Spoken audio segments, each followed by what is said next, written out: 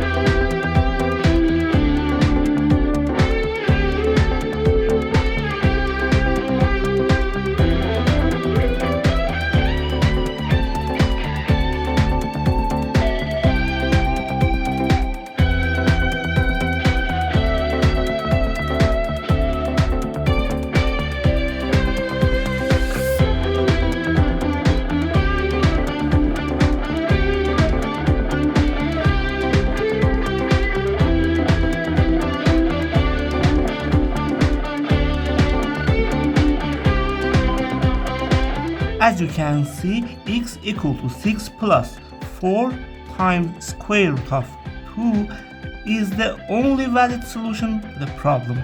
Thank you so much for watching all the way to the end. See you in the next video. Bye.